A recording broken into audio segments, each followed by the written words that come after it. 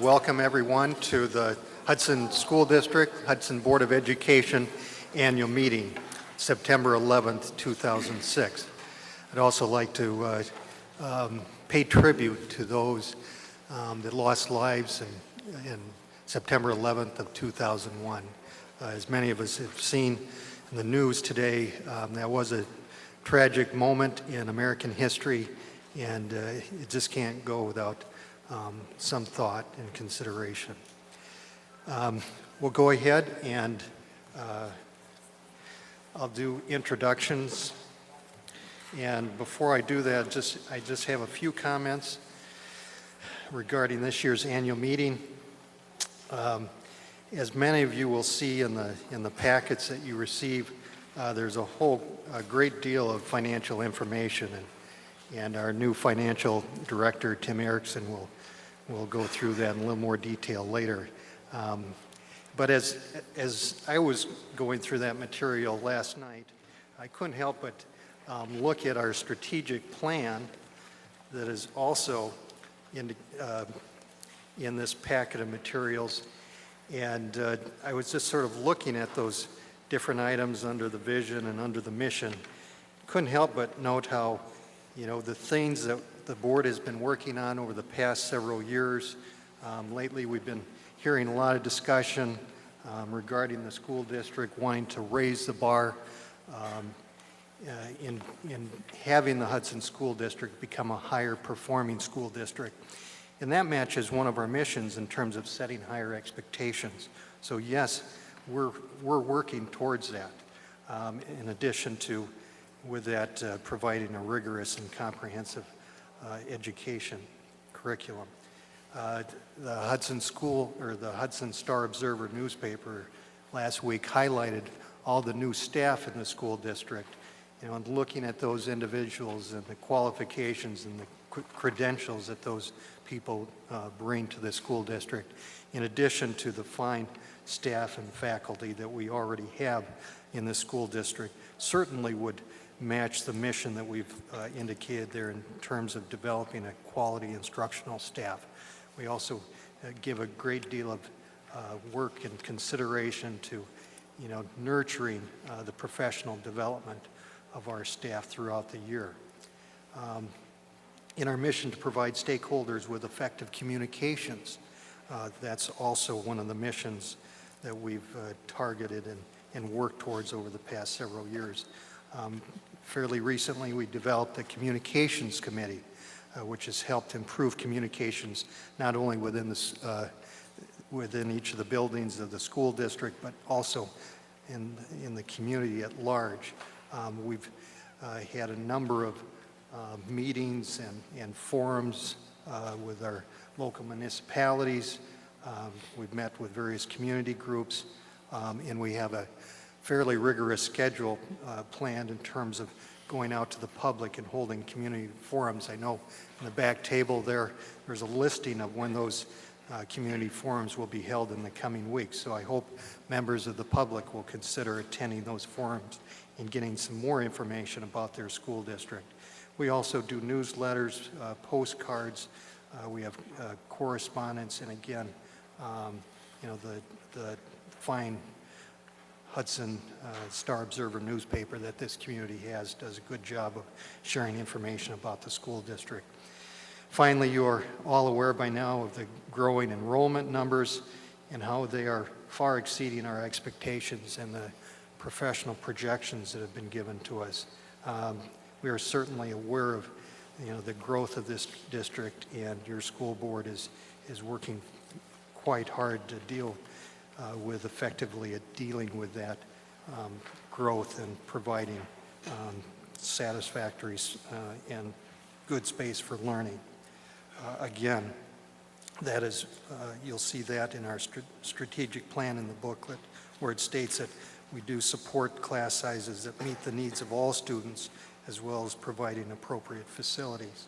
So the point is that, the school district is, over the past several years, been continuing to work towards meeting the vision and the mission that we've set forth for the school district, and will continue to do so. Even more recently, we've established a long-range planning committee that Mr. Bell is chairing, and they'll be looking to look at not only the current plan, but looking forward into the future and developing a new strategic and long-range plan for the school district, and we all look forward to seeing how that develops. Finally, I want to thank all of the members of the public tonight for coming to this meeting. This is your meeting, the annual meeting of the school district. So I hope you get a lot of benefit from this session, and please don't hesitate to ask questions. If you don't have the opportunity this evening, please don't hesitate to contact any of your board members or contact the district office, and they'll be happy to help you. That said, I'd like to go ahead and introduce each of the board members. I'm Dan Chernahoy, the president of the board. To my right here, if you just raise your hand, Dick Minnick is the board's vice president.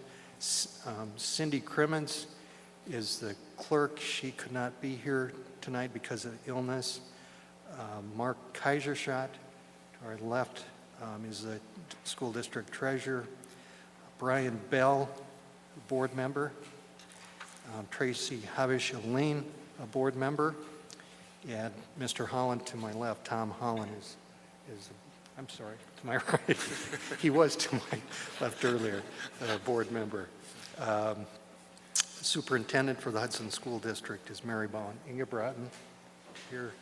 And then our parliamentarian to my immediate left is attorney Mick Walsberger. He's with the law firm of Fratwood, Rozak, and Maloney.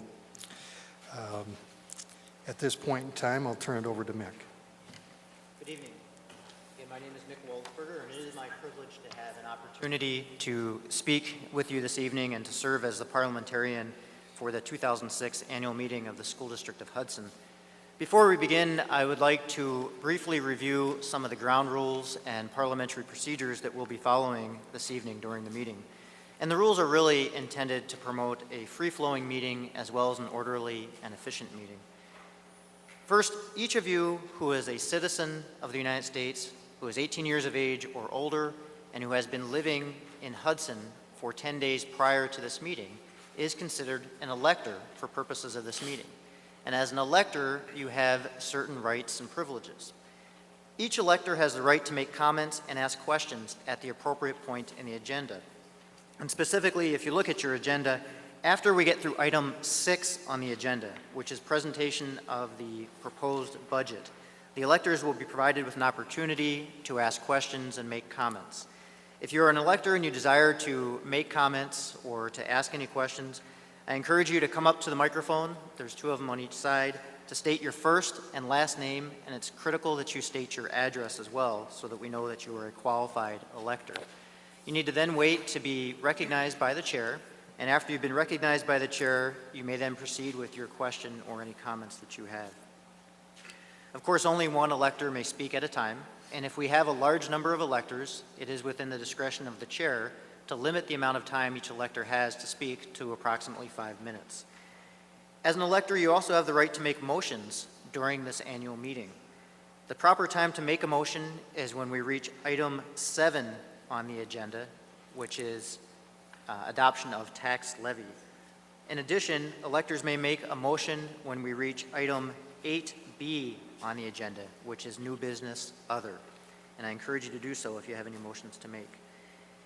If you are, again, an elector and desire to make that motion, the same rules apply as to when you make questions or comments. You need to come up to the microphone, you need to state your full name, and you need to state your address. You need to wait to be recognized by the chair. Upon being recognized, we then encourage you to go forward with your motion. For those of you who aren't familiar with the format for making a motion, it's a pretty simple format. You simply say, I move to do X. I move, for example, to approve the adoption of the tax levy would be a properly formulated type of motion for an elector to make. After one elector makes a motion, there needs to be a second on the motion in order for the motion to be heard. Once a motion has been seconded, the chair will restate the motion, and at that time there may be debate, if there is any to be had, and if there's no debate, it can proceed directly to a vote. If any elector believes that debate has become too lengthy, the elector may move to limit debate to a specific number of minutes before the vote is taken. So by way of example, an elector may state, I move to limit debate to a total of 10 minutes. However, I encourage you to use that procedure sparingly, as certainly it's our intent to obtain the input from our residents and to encourage robust debate where that is appropriate. An elector may also move the previous question. And what it means to move the previous question is to say that we want to get right to a vote on the question without any further debate. A 2/3 vote is required in order to pass a motion to move the previous question, and again, that procedure should be used sparingly. As an elector, you have the right to vote at the annual meeting. All voting will be by voice vote unless we state otherwise. And generally, all in favor of a motion will be asked to say aye, and all opposed will be asked to say no. And the chairperson will announce the result of any vote. The chairperson may, in his or her discretion, accept a challenge to the eligibility of any person who's attempting to vote at this annual meeting. Again, you have to meet those 3 criteria. You have to be a resident of the district, you have to be a U.S. citizen, and you have to be 18 years of age or older. If a person who has been challenged declares that he or she is in fact an eligible elector, and the challenge is not withdrawn, the chairperson will issue an oath or affirmation, and we will proceed accordingly.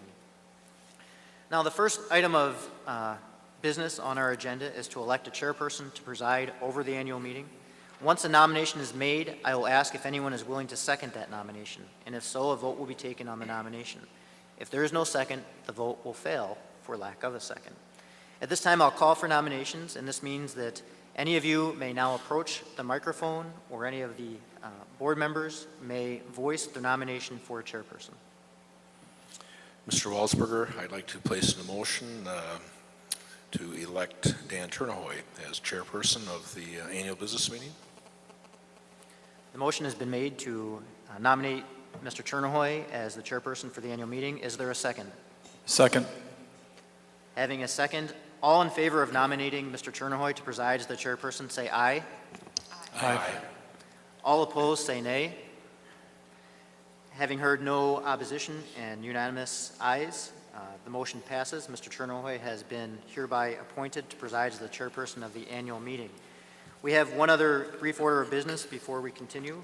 As you heard, Ms. Crimmins was unable to attend due to illness today, and so consequently we're in need of electing a clerk as well. And so at this time, I'll take nominations for clerk of the annual meeting. Mr. Waldsworth, I'd like to nominate Tracy Habish-Shaleen to be the clerk of today's business meeting, Hudson annual meeting. The nomination has been made. Is there a second? Second. Having a first and a second, we'll now call the vote. All in favor of the nomination of Tracy Habish-Shaleen, say aye. Aye. All opposed, say nay.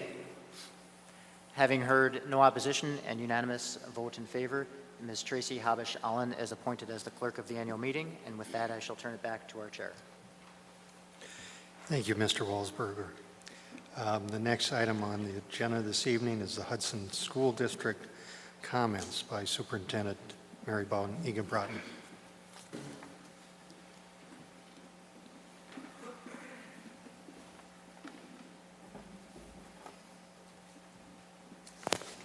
Well, greetings to all of you this evening. Thank you so much for taking time out of your busy schedules to be here. We know that in our fast-paced life, that's not always easy, but we really appreciate the opportunity to share information about the district and also hear your comments and concerns, so it's great to see you here. I have the opportunity to talk about a long tradition of excellence in the Hudson School District. We support student learning and, of course, student success for all of our graduates and for each student who goes through the Hudson School District. This evening, I'm going to take a little time to highlight some of the achievements that we've had over the last year, over 2005-2006 school year.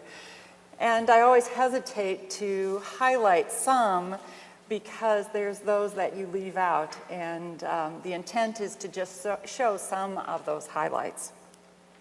I will also talk a little bit about our enrollment that Mr. Chernahoy just spoke about, and also space for learning.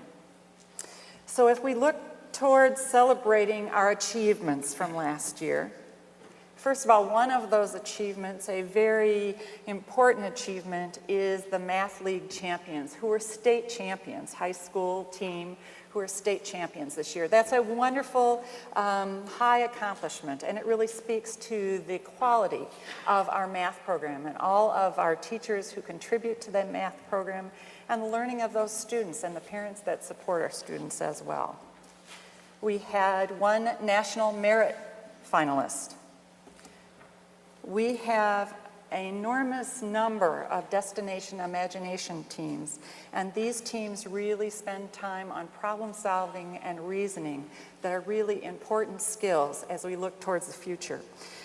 We had both a high school and a middle school team who went on to global competition. That's a big accomplishment as well. Solo ensemble, we had 141 of our high school students participate in this.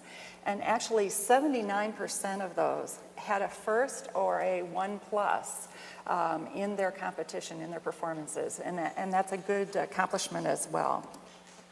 And for the first time this year, we had a regional spelling champion at the middle school. Moving on to the ACT composite scores, I hope you've received your postcard and had an opportunity to look at that. When it talks about Hudson students, ACT scores stand out, and they certainly did this year, moving up 1 whole point from last year, and of course being higher, 1 whole point from the state, and then being higher than we've been in the past. And that is quite an accomplishment, and congratulate those students who took the ACT and showed how well they could do. The advanced placement is also a very rigorous performance that shows what our students have learned, and this allows them to have college credit.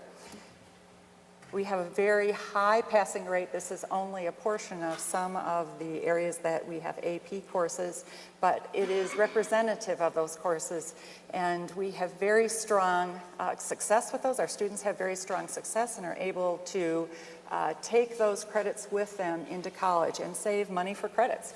And it's a great program. But it isn't just about the AP teachers who are teaching those courses. It's about all of the teachers in our system who have contributed to help those students gain the knowledge and skills they need to be prepared to take the rigor of an AP course and the exam and be successful. We don't want to forget our athletic teams. They're very important in our communities, and this provides a wonderful way for our students to learn and have other opportunities. In cross country, the boys and girls team, they won conference and sectionals, and both teams went to state. In football, it was the first time that we were in the Division I playoffs. Our girls hockey team went to state, and our wrestling team won the conference, and actually they won the conference the 3rd time in 4 years. We had a state diver who took first, and our girls' track team was 2nd in the state meet. The Raiders, our dance team, took 2 seconds at state, and at nationals they had a 1st and a 3rd. Moving on to the Wisconsin Knowledge and Concept Exam results. This is a test that is given throughout the state of Wisconsin to all students in the public schools in grades 3 through 8 and 10. And you can see the first blue bar is the state average, and then, well, I don't know, is that magenta? Whatever color that is, the Hudson average. It's above average in every level, at every level in math. And then we see the same kind of results in reading across the board. And as Dan talked about just a few minutes ago, we are raising our expectations and helping to support our students to be even more successful. So as we look to the future, we are a high-performing district in the Hudson School District, and we want to be even better than that because it serves our students in this community. So as we look towards the future, we are looking for districts that are even performing at a higher level and comparing ourselves to those districts. Switching gears for a minute, we'll go back to looking at enrollments and projections, and I caution you as you look at this information at each of the levels to go to that far column that says actual first day. And these are the first day enrollment numbers, but the projection numbers that you see were developed by Dr. Hazel Reinhardt, who is an experienced demographer, and these are the projections for this school year. She did those in fall 2005, and you can see that our actual first day is both over capacity and over projection at each of those levels. We know that the official count in the district is on the third Friday in September. It isn't this first day number, it's that other number. So those numbers are going to change, and sometimes people question us about why our numbers change. Well, they change because students move in and students move out, and as a result, we sometimes look at our numbers as well differently. The official count involves a number of categories of students, and when we look at it in relationship to our enrollment and projections, we look at K-12 resident students. Right now, that first day actual is more than K-12 resident students. But when we come back to you with that official count, we can look at it two ways. We can look at with all our students, like the first day actual, and then with K-12 resident students as well.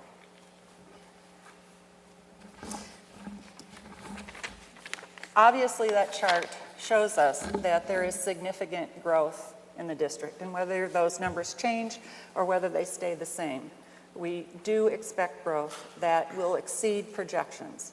And as we have thought about it, and the board has taken action on that, they have identified the elementary level as the primary source for us to work first on new space for learning.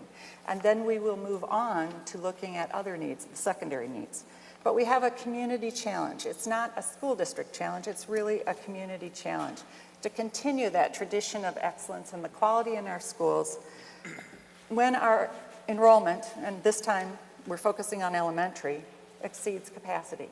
So that's something we have to look at as a community. The board will work on solutions, and we need the community to help as well.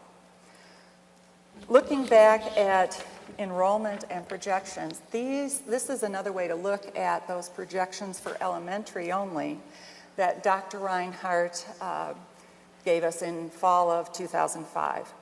And you can see the baseline here is the total capacity of our elementary schools. So across that line is the capacity.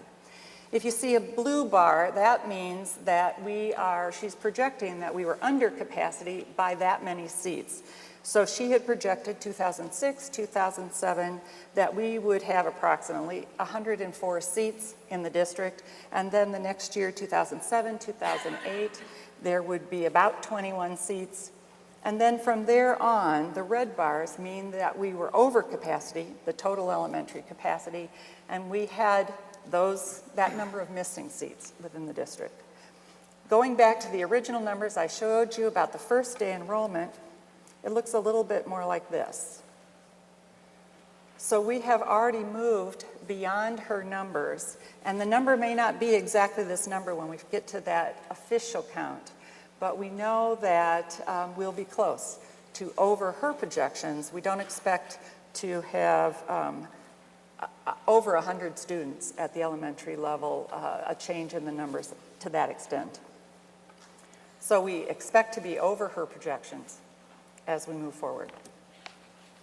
The Board of Education has realized for some time the concern about space, and so for this coming year, 2006, 2007, I guess it's not a coming year anymore, it's here, we have implemented and they have approved a short-term solution, really focusing on our students who were in the schools last year and having them stay in their home schools unless they volunteered to go to another one of our schools where there might be a little bit of space if it was full at that school.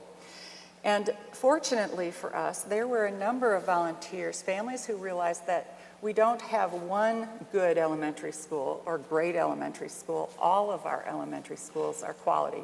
And so they volunteered to attend another elementary school and help us with our numbers. The board has set maximum class size guidelines. You've probably heard this before. Kindergarten through second grade is 22, and third, actually through 12th, is 27th.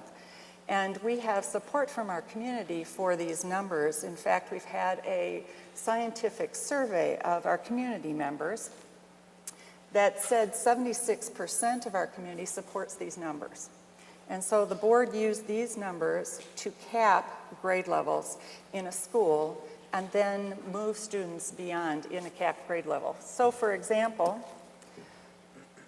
during the 2006, our current school year, a student entering into a capped grade level would be reassigned and transported to another school. And as of the first day, we had 11 grade levels that were capped. So I'll give you an example of what that looks like. At EP Rock, if you were a second grader and you were in the EP Rock attendance area and you're brand new to the district and you came in August, you can see that second grade was capped. That means that at second grade, all the sections were at 22. And so there wasn't any room there. So then we moved to the next school, and is there room there? Willow River? No. North Hudson? No, it's capped too. So those students would be transported to Holton, even if they lived at the very edge, southern edge of our district, or even if they live across from EP Rock. If there isn't any room in that grade level, they would be transported. And we have, I think it's 67, is that the number I used earlier tonight? Students who are being transported to another school. The board has studied long-term options. That was the short-term option. And over time has eliminated and narrowed down the options. There were 10 options originally, and these are options that the board has at this point eliminated. The options came from the Facilities Task Force work that started in 2004. So there has been, over time, looking at space and realizing there's been a problem. And also from myself, I offered some, and then community member Steve Hermson offered one as well. The last one that was just recently eliminated were option D and option D modified, and that was really adding on to North Hudson and Holton to make them 4-section schools with capacity of 588. A 4-section school means that, say in first grade, there are 4 classes of first grade, 4 classes of second grade, 4 classes of third grade. That would be a 4-section school. So the board has narrowed at this point down to one option with 2 different locations, and now we're seeking community feedback, as Mr. Chernahoy talked about as well, on building a 4-section elementary school for 588 students, also with 2 classrooms for early childhood and support services for that. Early childhood is a special ed program for children with disabilities who are ages 3 to 5. It's a required program, and it helps those children learn. So it's something that we have to offer in our schools. Of course, we would want to support their learning, but this new school would have specially designed space for these students. And the board is looking at locating the school at two different sites. One is on Cooley Trail and F in Troy Township, so in the southern portion of our district. And that is across from the YMCA camp just east of that. And we own that property now. And then the second site is Crosby Road, just off of UU in Hudson Township. So that's east in our school district, and it is directly west of the Field of Dreams, the soccer fields that are there. So there are about 40 acres on Cooley Trail, and we own about 24 acres on the Crosby Road site. The reason the board, well, primary reasons that the board has selected this option is it gives us, it's a longer term option. According to Ms. Reinhardt's or Dr. Reinhardt's projections, and remember, they are just projections and we're not sure where we are with our numbers today in those projections, but according to her projections, it would really take us out to 2013, 2014. It also gives us space for 588 students with early childhood space as well, as opposed to 441 seats if we just added on to North Hudson and Holton. The two sites, east and south, are located in growth areas. If we had added on the last option that was just eliminated to North Hudson and Holton, then the space would not be where the growth is. It would be in the north end of our district. So think of what our attendance boundaries, the change in our attendance boundaries that would have to occur. We would have an enormous amount of increased transportation as a result of locating the space there as well, and that's ongoing cost in our operational budget. The size of the two sites, the Cooley Road and the Cooley Trail and the Crosby Road site, accommodate by DPI standards the size of this elementary school. Also looking at the cost comparison between adding on to the two schools and this school, the per seat cost is lower at a new school than it is adding on. But the total cost is comparable. So you get $588 for a similar cost, or you get $441 for a similar cost. And then the board also looked at if that we fill up a new school with 588 students and eventually still have to look at continued growth, then we have the option to add those additions over time, so incrementally. We don't have to add an addition at North Hudson and an addition at Holton right away, but we could move that in over time.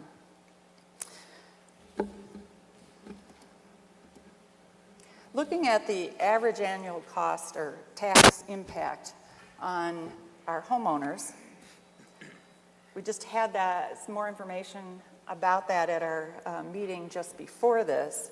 And this is just one part of what we looked at, but it just gives you an idea of what it would cost. Kind of complicated chart, so I'll try to walk through it a little bit. The Cooley Trail site, and once again, that is the site in the southern portion in Troy Township, can be looked at two different ways. It is adjacent to the city, and as a result of that, the board could choose to ask that it be annexed into the city.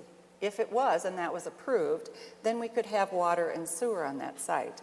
And that has a lesser cost than having our own private well and septic.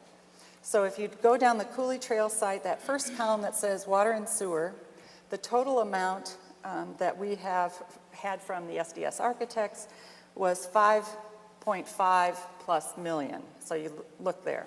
Skip the second column for now. Look at the blue Cooley Trail. If it remained in Troy Township and we had to provide well and septic, then it would be 16.1 plus million. So that's the first column of the blue. So water, sewer compared to well and septic, you can see the difference in that cost.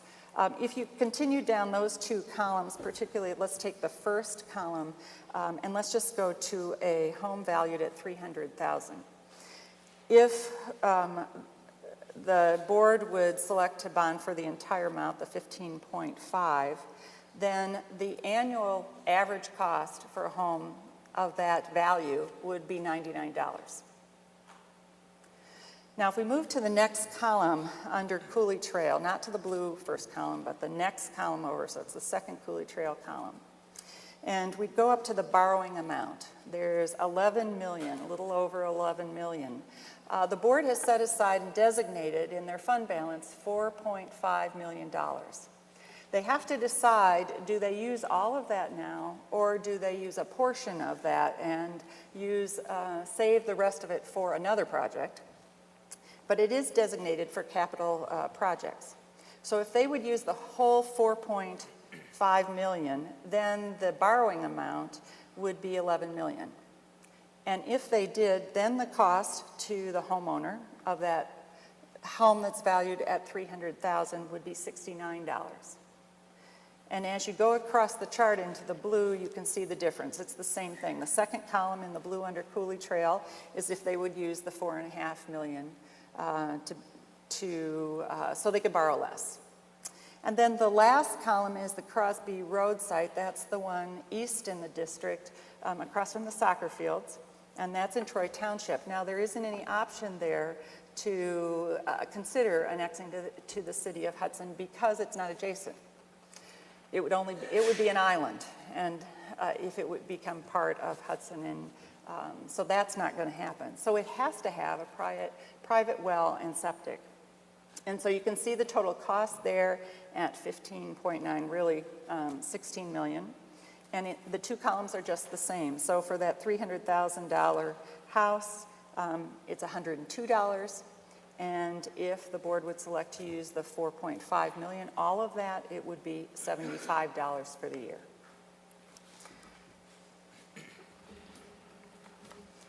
The board, as you've probably already picked up in the back of the room, is going out to the community to find out, to share information and to find out what you think and get feedback before they make a final decision. So they have scheduled these public meetings, inviting the community to come, to listen to information, ask questions, and then provide feedback that the board, all of the board will receive. So we encourage you to attend those sessions as well. We certainly want to continue our tradition of excellence in the Hudson School District. We have strong academic, co-curricular, and athletic programs. And we have benefited from a history of prepared graduates and results. We also want to continue our sound fiscal management for the district. And we need to have the resources to do that. So we're facing a community challenge about those resources. Right now, we have to solve how do we provide more space for our students to learn. And the first step is the board has selected to focus on elementary space and solving that problem and taking it out to the community.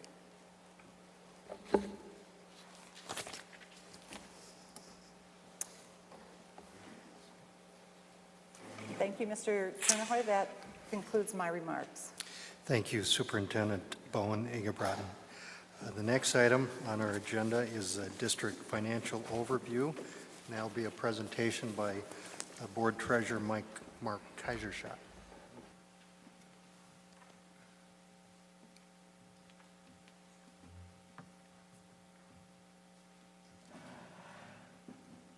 Good evening, everyone. And once again, I'd like to thank you for joining us tonight. I unfortunately don't have a PowerPoint, so I'll endeavor to be as dynamic as I possibly can. It is my duty as treasurer to... Oh, we having trouble? Is this better? Oh, okay. Sorry about that. It's my duty as treasurer to provide a brief financial overview of our school district. I strongly suspect for a lot of my peers across the state of Wisconsin that this is probably not a joyful task, and everyone likes to blame the messenger. But I can assure you that will not be the case in Hudson. The news is very good indeed. But I'd like to begin with sharing the board's budget goals for the years 2006, 2007.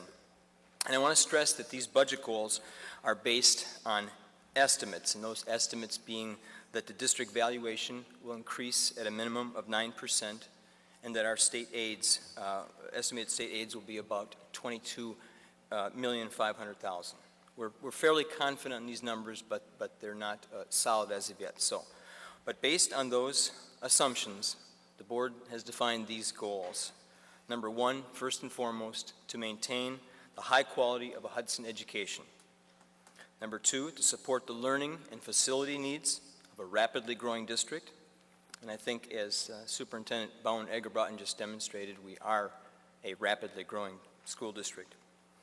And number three, to be fiscally responsible to our community's owners by striving to keep the operating budget increase from the 2005-2006 budget under 5%, to keep the levy increase from 2005-2006 under 5%, maintain a decrease in the mill rate from the 2005-2006 mill rate, to have actual expenditures for the year within 2% or less of budgeted expenditures, to fund the required annual post-retirement contribution, and to continue to levy under the revenue cap.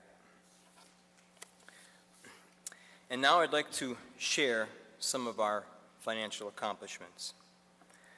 First, the tax levy the board is proposing is only slightly more than a 2% increase over last year's levy. The mill rate will be lowered again by nearly 7% to the lowest level in 20 years. For the fifth consecutive year, the board will be levying under the revenue cap. And this year, based on our current estimates again, we will be levying under that cap by approximately $2 million. We've also been fortunate enough to be able to designate $4.5 million of our current fund balance for future capital projects and improvements. And the board took action on that earlier this year. Our last annual independent audit for the year ending June 30th, 2005, which is the last year for which we have data. The current audit won't be coming forward here for a couple of months. But that audit, as of June 30th, 2005, declared our financial statements to be, quote, without reservation, fairly presented. And due to the history of conservative budgeting, growing enrollment, and a healthy fund balance, Moody's Investor Services has assigned a AA2 credit rating to our school district. There are only 4 districts in the state of Wisconsin out of 426 that have a higher rating. And there are only 13 other school districts that share our rating. So we are at the very elite as far as credit rating goes, something we should be proud of. According to the Wisconsin Department of Public Instruction, the Hudson School District's cost to educate a student ranks among the lowest 15% of Wisconsin public school districts. We're currently ranked number 371, again, out of the 426 public school districts. And just by way of, I guess, bringing some of this financial data home, I know, I think it's in page 10 of your meeting packet, it shows a history of the tax impact, school tax impact on a home in our district. And as I was looking at that, I thought, well, I don't know whose home that is or why someone picked a 12-year gap, so I thought I would share some personal tax information just to bring it even more home. My wife and I moved to the Hudson School District in 1990, and so the first full year for which we did not have prorated taxes was 1991. And in a 15-year period, from 1991 to 2005, my school portion of property taxes went from $2,011 to $2,206. That is an increase of only 9.7% in 15 years. That's much less than 1% per year. Now, we didn't arrive at this strong financial position overnight. My fellow board members and I are striving to continue the strong legacy we have inherited from previous boards and administration. And on behalf of the current board, I wish to thank those individuals for their exceptional stewardship of our school district. Lastly, and I believe most importantly, the board wishes to thank the unsung heroes, the taxpayers of our school district. Preparing our children for the world of the 21st century is a challenging and undeniably expensive endeavor. The board acknowledges your strong financial support of our school district with your hard-earned dollars. I promise you the board will use the financial resources with which we have been entrusted wisely and always balance your interests with the needs of our students. I ask for your continued support as we work together to move our district forward. Thank you very much. Thank you, Treasurer Kaiserstadt. The next item on the agenda will be the presentation of the proposed budget 2006-2007. And I would encourage all the members of the public, if you haven't already gotten this publication, there's copies out front there, and Tim will go into more of the details of the 06-07 budget. Mr. Erickson. Thank you.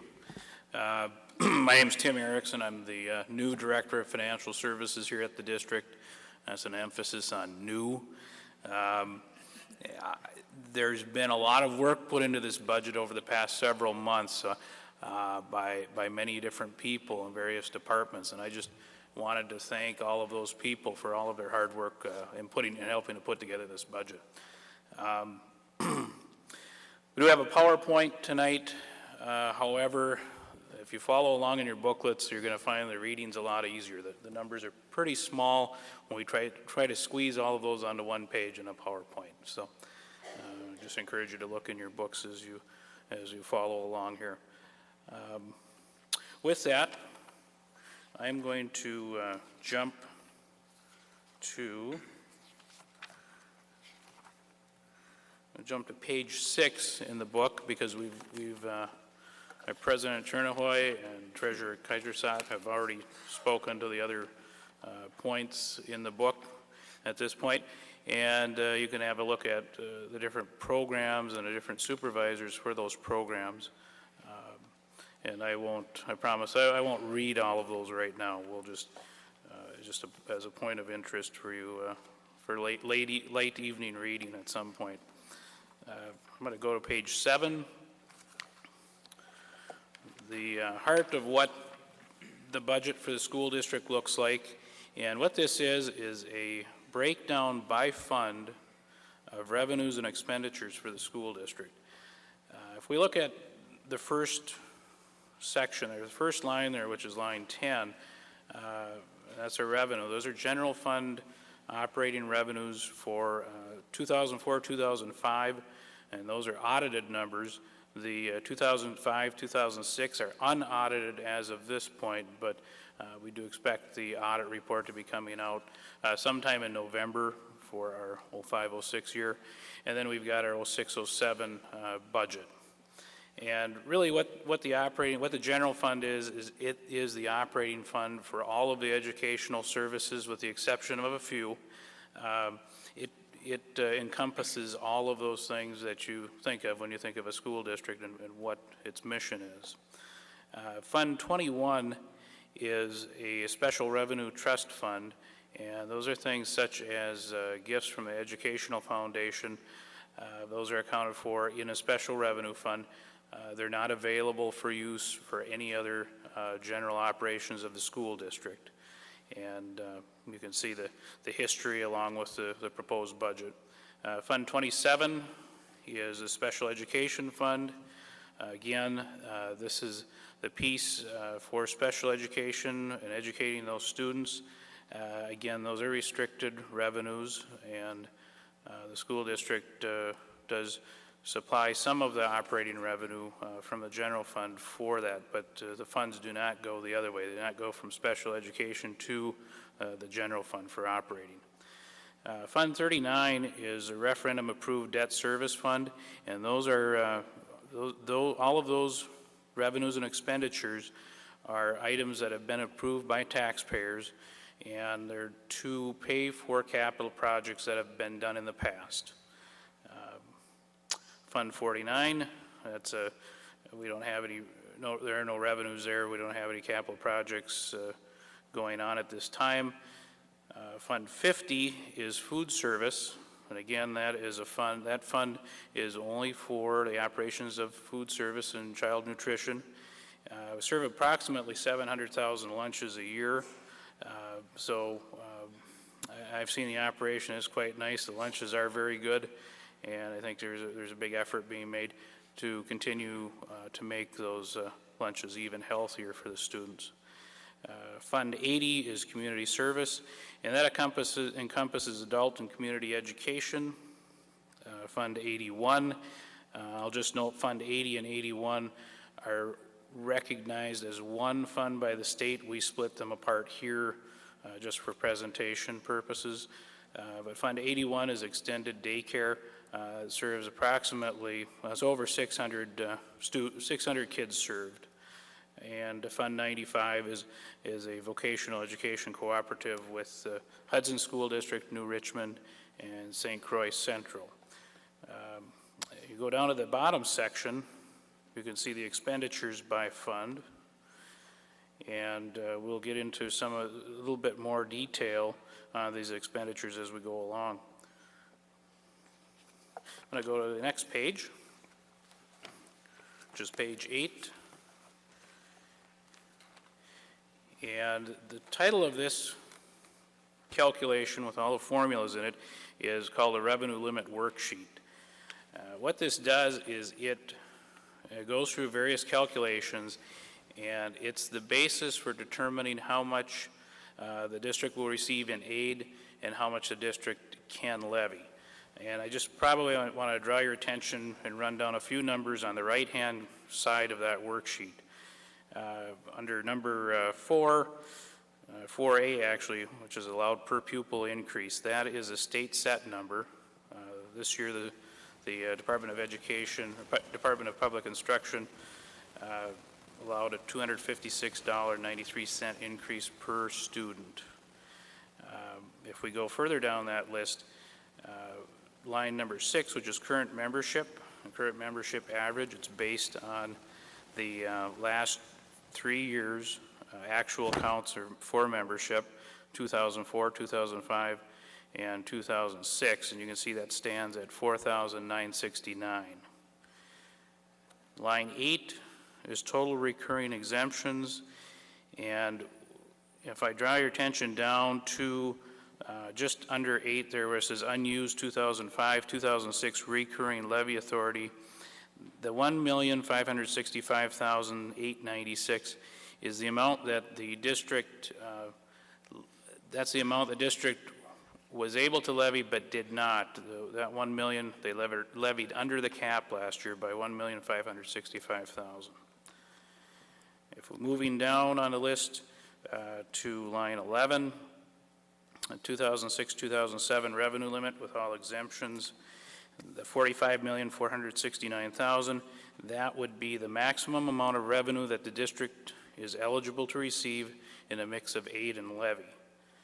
The line 12 immediately underneath that is a July 1 estimate, and you'll see there's exclamation marks under estimate because these numbers are not final until we get into October when property valuations are certified and the Department of Public Instruction sets their final rates for school districts.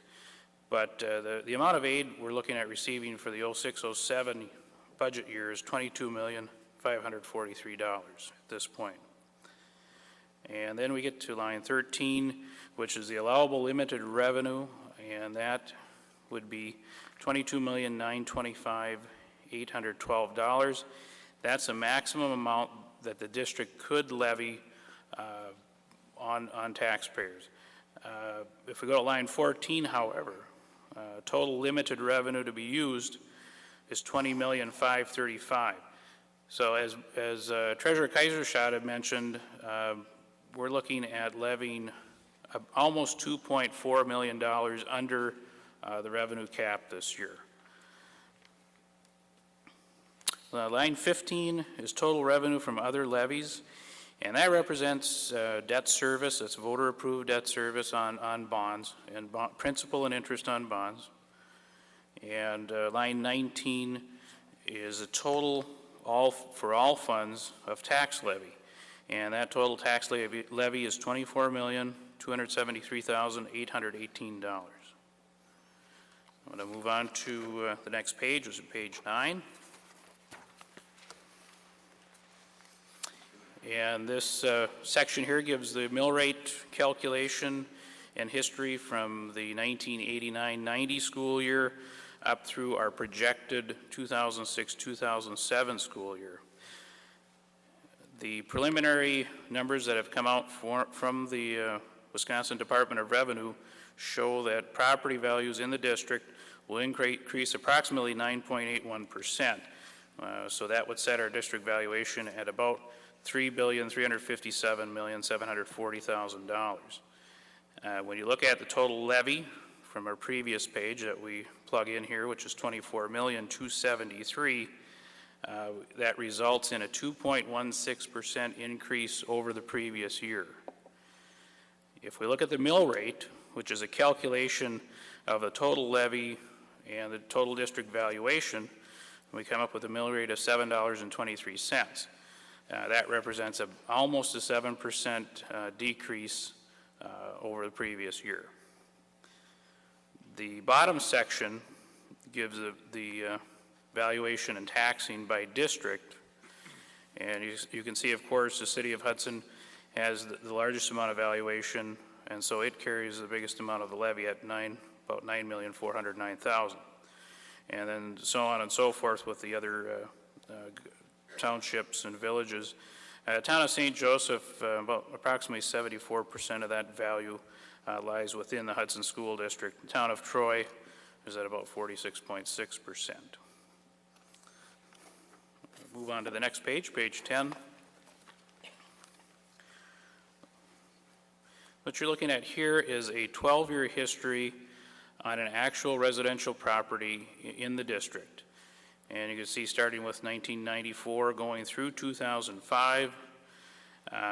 If we look at the box down at the bottom, the total property taxes on this residence went up $817 or 41.6% over that 12-year period. The school district portion of those taxes went up about $37 over that period of time, or about 2.8%. The value of the home went up $119,700, or about 147%. And I know Mark had mentioned too what his tax picture looked like on his home. I'm going to go to page 11.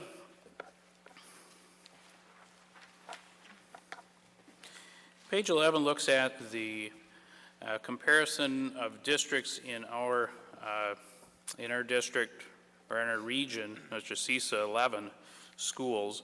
And you can see the various schools listed on the left-hand side, and you can see the equalized valuations, general fund levy, their debt service levy. Some have a community service levy. Hudson does not. Some have a sinking fund for financing. Hudson does not have that either. But if you look down at number 31, Hudson is ranked 31st out of those 39 districts by mill rate, which is a mill rate of 777. I'm going to go to page 12.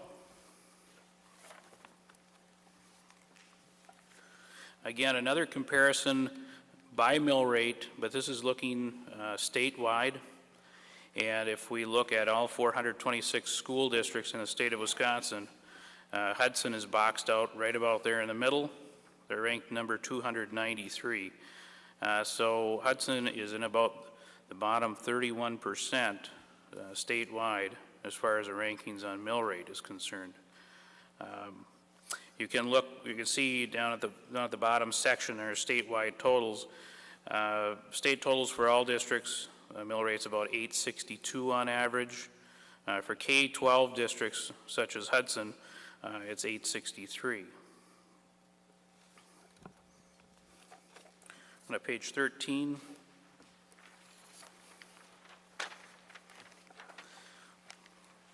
Now I get into the detail of the budget. And this is looking at the general fund, and it's by what we call source, so sources of revenues. And of course, one of the largest ones, of course, is the local property tax, and you can see the history there. And we're looking at $20,419,862.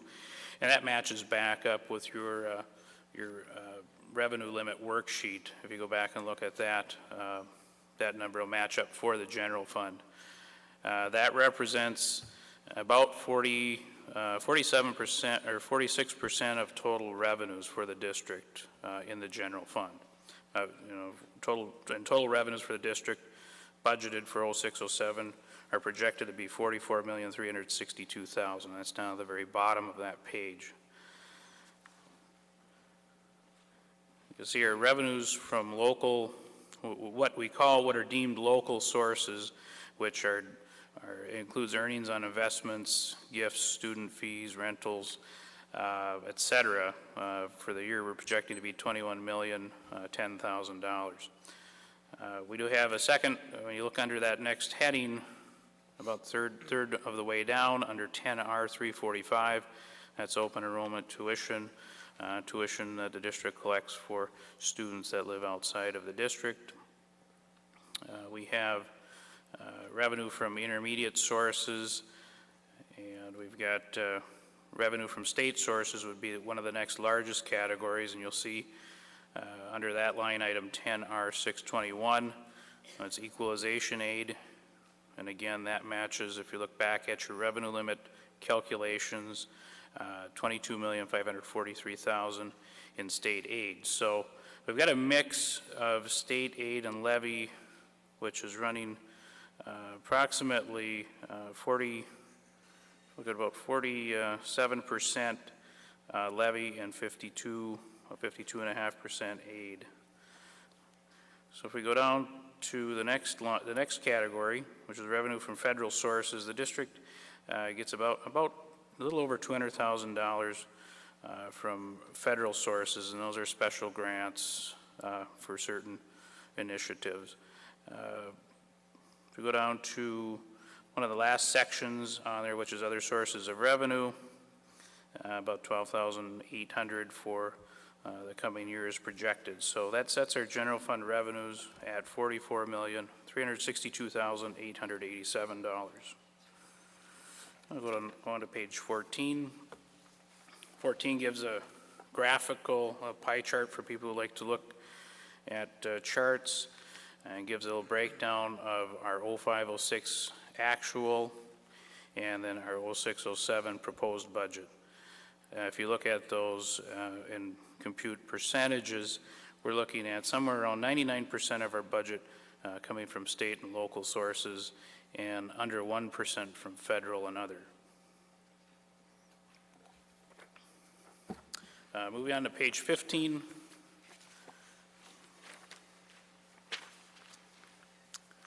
The Department of Public Instruction puts together different data on school districts, and what we're looking at here is a 2004-2005 school district annual report data on state revenue per member. So if you take our total revenues and divide those by the number of students, members, we come up with an average. The average state revenue is $11,043 for 2004-2005, and that's the last completed year of information so far. 05-06 will come out a little bit later. But if you look at the ranking statewide of where Hudson is, Hudson ranks about 347 out of those 426 districts. Really Hudson's in the bottom 20% of revenue per student. At page 16. 16, we're looking at, again, the general fund, which is the core of our financial operation. And again, this goes into expenditures by object. So you can see the different areas where we break apart our expenditures. Total salaries, about the middle or the top third of that page, are projected to be about 20 million, a little over 20 million this year. Settlements range anywhere from zero on salaries to total package increase, which would be salaries and fringe benefits, of 4.28%. Again, that would be total package. That would be wages and benefits. The next section gets into the fringe benefits, and we're looking at, for the 06-07 year, $10,455,000. The district suffered a fairly large increase in health insurance this year, just under 20%. So it's really driven our bottom line and expenditures of fringe benefits up. We'll be looking at various ways to try and bring that down and control that expense in the future. If we go down to that next section, which is purchase services, we're looking at purchase services are many different things. They can cover professional fees, such as at the top of that section, personal services, contracted services, which are going to cover capital improvement projects on existing buildings in and around the district. It covers our heating costs for the district. It covers electricity, water, sewage. Also included in that is pupil travel. And you'll notice pupil travel has gone up significantly this year. Due to our growth, we've had to add some additional routes, additional bus routes.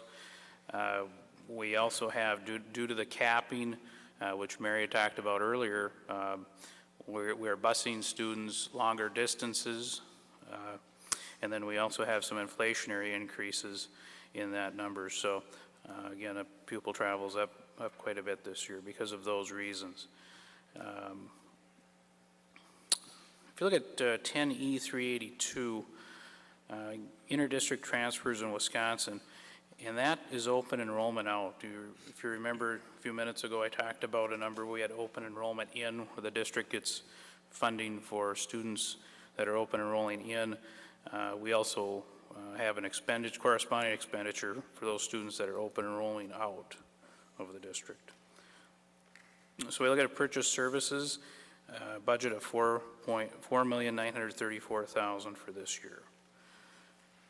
We'll go to the page 17.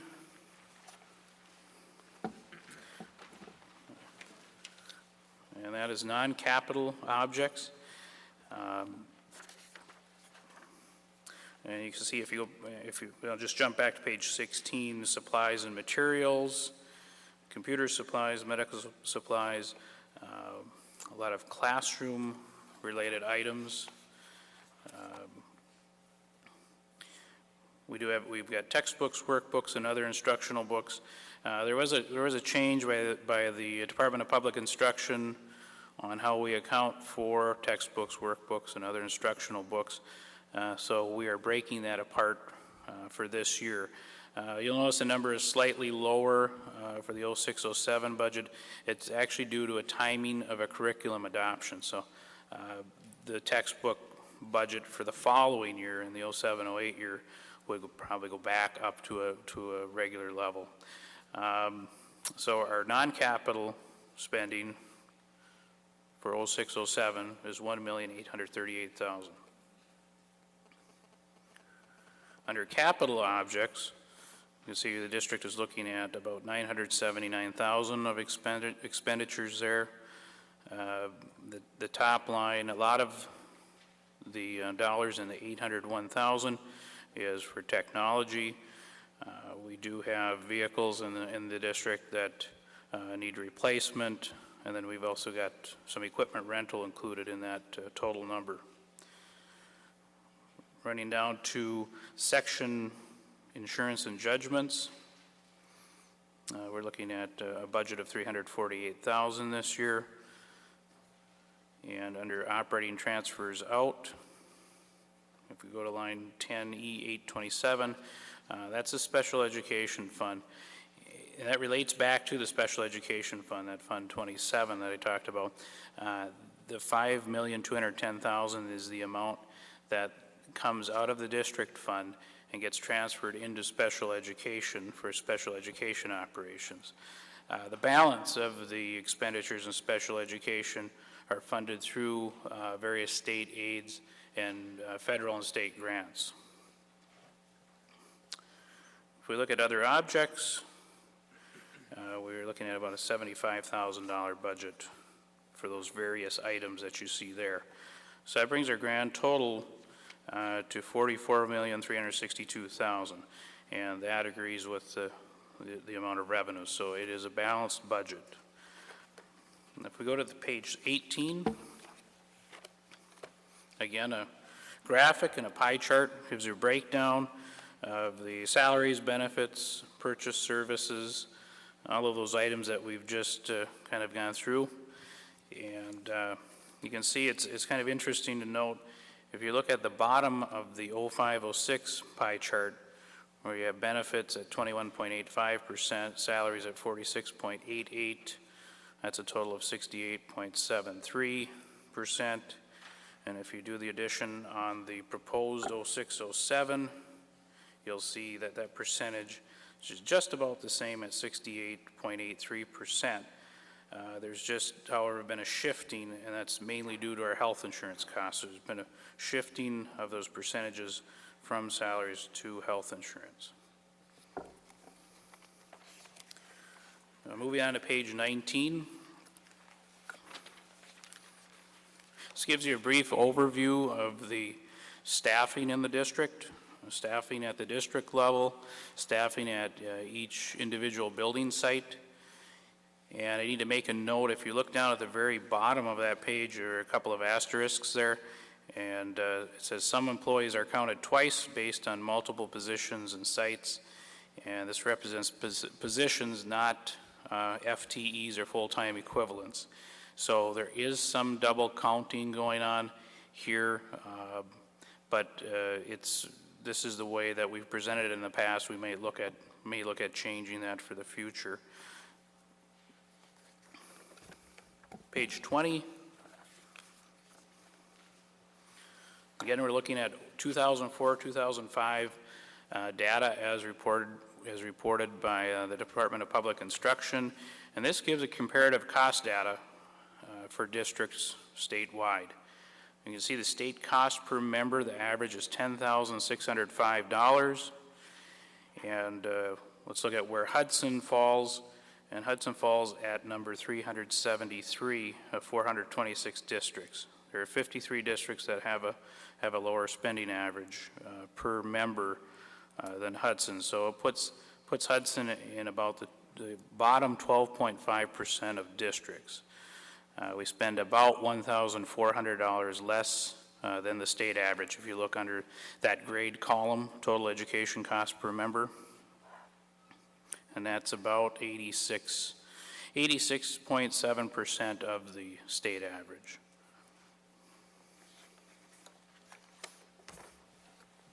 Going on to page 21.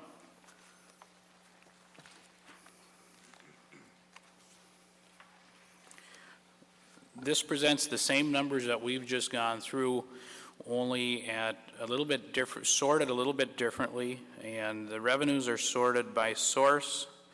It also gives the beginning and ending fund balances for each of the funds that we've talked about.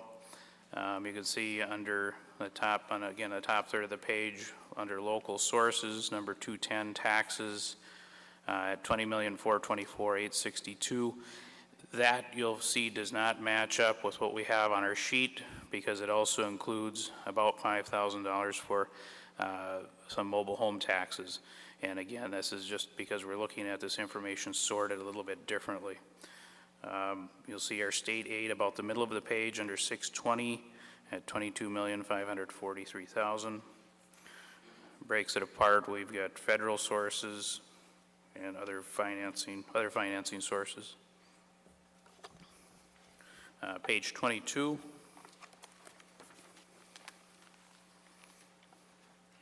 Continues on with those revenues. You'll see the total revenues and other financing sources match up with what's been presented on the previous pages of $44,362,887, and that again is for the general fund.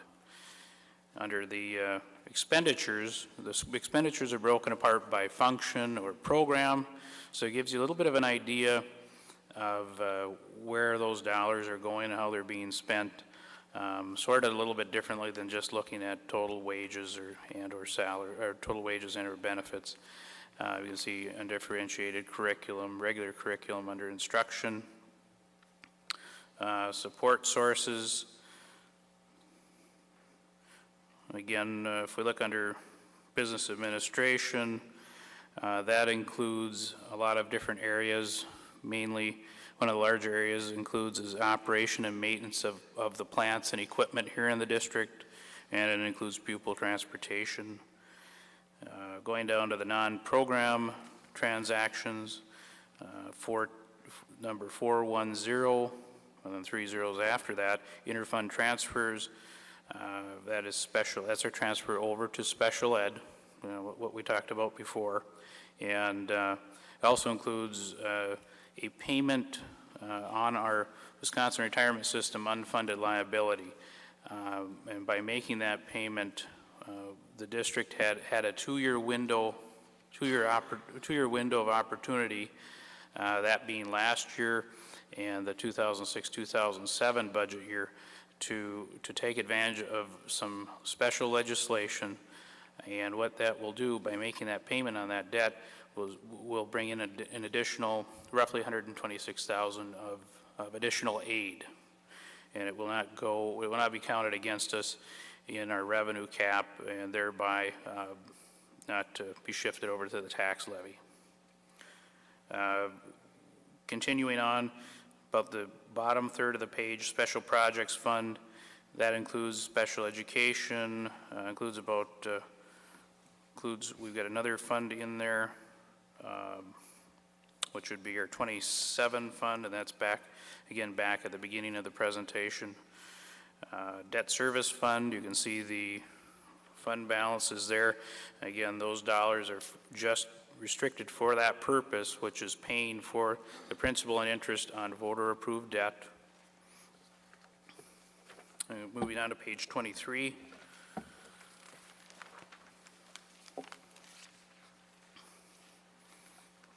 You can see the food service fund and its history, community service fund, and again, that's Fund 80 and 81, and then our cooperative programming fund.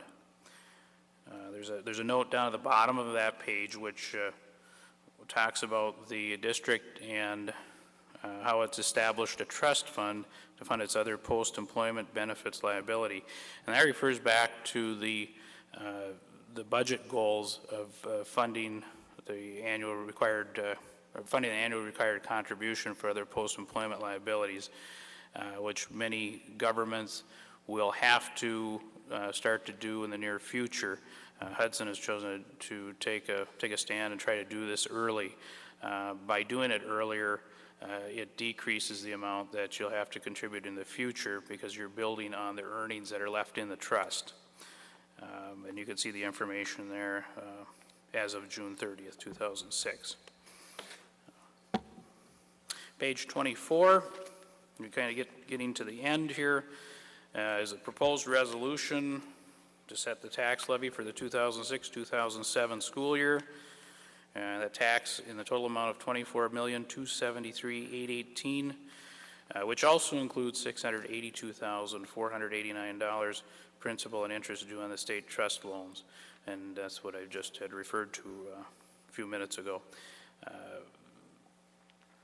So there is a sample resolution. Again, these numbers probably will change slightly as the state finalizes its information on property values and as they finalize some of the numbers on their state aid. I'll go to page 26.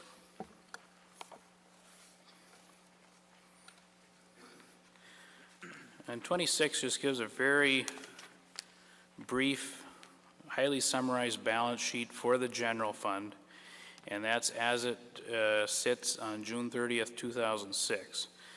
Cash and investments were at $11,568,000. That's a lot of cash. It's a lot of cash to many of us. But you need to realize that the district doesn't get its aid payments in even quantities monthly. They come, sometimes we get large payments, sometimes the payments are much smaller, and we do need to maintain a cash flow to be able to meet our expenses on a monthly basis. So it also prevents us from doing short-term borrowing, which then we wind up incurring additional interest costs. We've got receivables of $9,922,000. Much of that would be from state aids. And we've got payables and other liabilities. Those are things that are due to our vendors at the end of the year. Withholdings and net payroll is payroll that due to our employees. And so we've got total liabilities of $3,939,000. Leaves a fund balance, and we've broken down the fund balance into two different pieces. That which is designated for capital projects, the board a while back designated $4,500,000 for capital projects, and superintendent referred to that in the numbers that she presented tonight. So you can see that that amount is set aside, and then we've got the unreserved fund balance of $13,050,000. Page 27. This is the voter-approved debt, and I'm not going to go through all of the detail there, but you can see principal is about $36 million, interest $10 million, for a total of $46,764,000. And the district does, as the treasurer had mentioned, the district has an double A2 rating from Moody's, which is the third highest rating they can get. Only a handful of other districts are higher than that rating, and there are a few that have the rating we have. Many others are below that rating. So the bond rating agencies view the district very favorably financially. The back page, again, I guess I would call that light evening reading. If you have insomnia, you can go ahead and go through and read all of those things. And it just gives a little definition, and it is a nice piece there in aiding the understanding of the financial statements.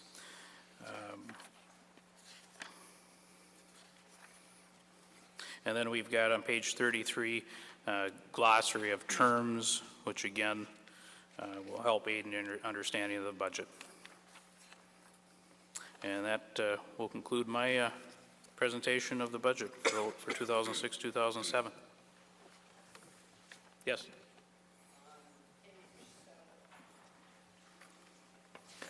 Sir, excuse me, sir, would you be willing to come up to the microphone and state your name and address, please?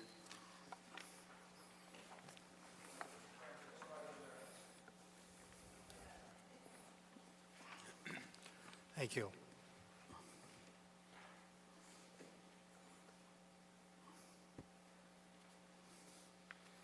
Brant Worrell, 906 Sally's Alley, North Hudson.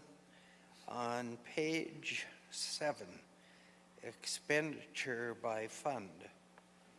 The way I rough that out is that we're spending at the rate of between 7 and 8%. I would say it would be pretty close to 7, maybe 7 and a fraction. And that's taking into account, of course, you would have inflationary pressures on that, and also pressures of a growing school district. Yeah, all I'm saying is we're very satisfied with what's going on with the mill rate, but a goodly amount of that credit is due to the growing nature of the county, and the St. Croix County is growing fastest in the state and the country. Yes. That's not going to continue forever. And if we spend at the rate of 8% per year and don't have luxury of that growth rate, we'll be in trouble. Yes. If I'm reading that bottom line correct. And the last is not a question, but a request. On page 19, staffing, without any historical reference, that number in total of 705 doesn't mean too much. In other words, if you would give, as you have done in many instances, 04, 05, 05, 06, 06, 07, just in total. It's a point well taken. There's no way to know if there's growth there. Okay. Thank you. Yes, thank you.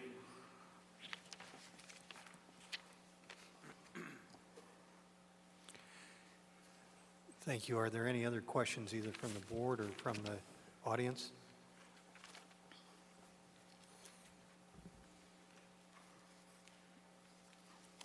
Steve Hermson, 813 Harborview Road here in Hudson. Good evening, Tim, and you knew I was coming. I got a question, and to answer the gentleman's question about the last year's staffing, I happen to have it here, and it was 687 for a total count. Tim, I guess the thing that, and I realize that you being new, don't have a lot of history of how this budget has gotten to what it has now. But we look at this year alone, and we had a $1.4 million surplus again just over the last year's budget. And last year I came to this microphone and mentioned about the amount of surplus that we had the previous year, which was, as I recall, was around, well, I want to say it was close to 2 million. 2.5, and I believe what ended up was $887,000 were used towards the retirement. Other post-employment benefits. Right. So all of a sudden we had, out of that 2.5 million, Arnie Fett took out the $887,000. So it brought us down to where we had 1.5 million again of surplus that went added on to what we had already had. Now this year again, looking at last year's goals, when the budget, the 05, 06 budget was put together, they were looking to keep this within the certain percentage of, what was it, 5% or 2, I don't even remember right now off the top of my head, but it appears to me that what happened was, in the spending that went on, they actually had to find places to spend money in order to get down to that goal. They didn't have a problem taxing the people to get this money, but it turns out that they had to get down. Arnie come up with that grand scheme there of $510,000 that they would use towards this debt service, or for the 2-year. Right. You know what I'm saying? Pay down on the Wisconsin Retirement Service liability. Right, that 2-year option that we have right now. Sure. So there was $510,000 unbudgeted for that was used. Still left us with 1.4. And as just as you show here, last year where we were at 15.5 million in reserve has now grown to 17. If you count the 4.5 million. So the question I got is, why can't we back this number down a little bit from a budget standpoint and give the people a little bit of a break? With 5+ years of steady reserve growth, I can't see where, in my opinion, it doesn't look like we're managing things very well, even with the amount of growth coming into the district.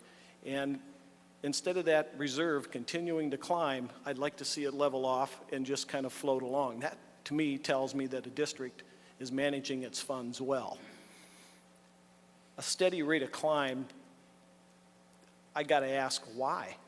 This just doesn't make sense, because it would appear to me this district no longer has needs when it comes time for spending. They've got to a point now where you've even ran out of wants. And that's why we have a $1.4 million reserve this year alone. So I guess that's the only thing. I could go down line item when comparing last year's budget to this one on the amount of stuff that was budgeted versus what you actually spent. And there's hundreds of thousands of dollars where you got the money from the taxpayer but you didn't spend it. And that's the type of thing I think is the biggest complaint from a taxpayer's viewpoint of management. So, and one other thing, Dan, could I clarify very quick? You saw my name up there on, I had put that proposal to the board about a local levy tax credit for, to give people a chance to choose where to send your kids to school. The reason I pulled that was because I did not want to put that burden of a tax credit onto a 588-seat school that the district was shooting for. So I'm hoping that the district will turn around and entertain that a little later on. But the whole goal is to get it so parents have a choice where you want to send your kids to school. That you don't have to say the district decides your child's going to that building. And that's the only thing behind that. So it isn't to try to, everybody feels I'm trying to destroy the public school system. That's not it at all. Anyway, thank you. Thank you. Thank you, Steve.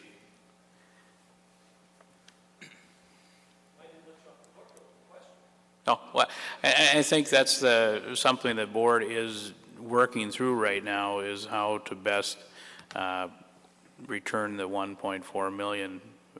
So that's something that they were talking about tonight in a presentation at the regular board meeting. Priscilla Wyeth, 611 12 Oaks Lane. I am, as always, a proud and strong supporter of our schools. Their solid support for student learning and success is a testament to an enlightened and committed community. That said, the goals and budget as presented prompt me to share some concerns that I have. As our first speaker did, I am concerned that the budget goals and the budget as presented may not provide Hudson the flexibility to deal with the issues brought on by our unceasing and unrelenting growth. Growth that, while a testament to the excellence of our staff, our students, and our curriculum, nevertheless bring with it exponentially increasing expenses, from quality staff, to floors, to lab equipment, to school service, to textbooks and classroom supplies. I am concerned that as events change, and we know they can change rapidly and significantly, that we will not have the kind of flexibility, the reserves, the growth that the first speaker spoke of, to act responsibly to protect this investment that we've worked so very hard and so very long to build. I remain optimistic that the estimates presented tonight do in fact come true, that the reality continues to be better than what we expect. But as a resident and as a community owner, I did feel it important to share my support, but my concern that we allow ourselves enough to continue to improve and improve the vision and our success. Thank you. Are there any more comments, questions regarding the proposed budget?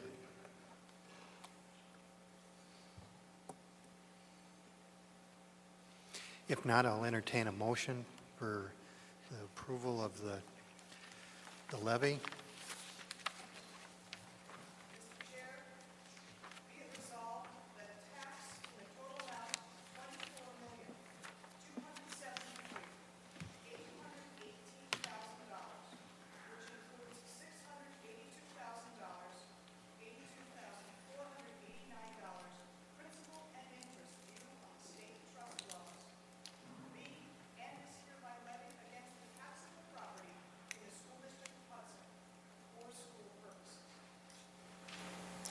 Thank you. We have a motion by Ms. Priscilla Wyeth, and the motion she stated is on page 24 of your packet. Do we have a second to that motion? We have a second. Is there any discussion?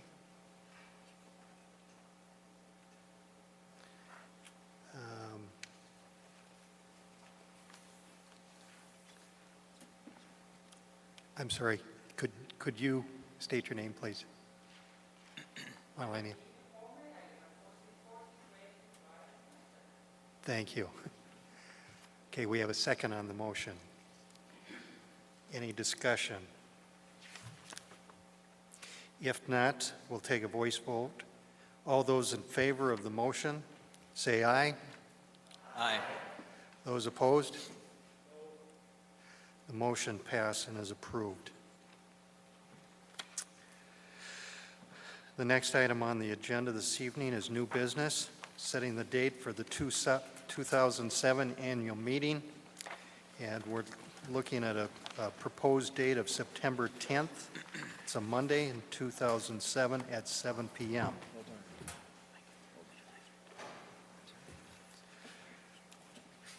Entertain a motion for the approval of that date. Mr. Chair, I'll present a motion to set the next annual business meeting for the Hudson School District for 2007 on the date of Monday, September 10th, 2007,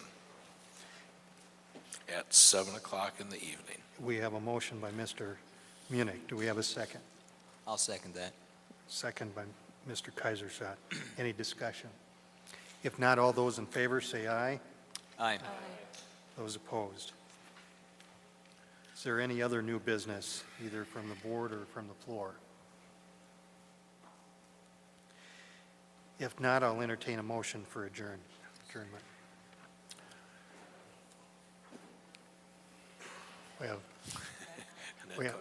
We have a motion from Annette Cook. Is there a second? Did Mr. Second Schomer? from Did Mr. Schomer second that, or? Oh, Nancy Donovan. Nancy Donovan. We have a second. Any discussion? All those in favor, say aye. Aye. This meeting is adjourned. Thank you for coming again.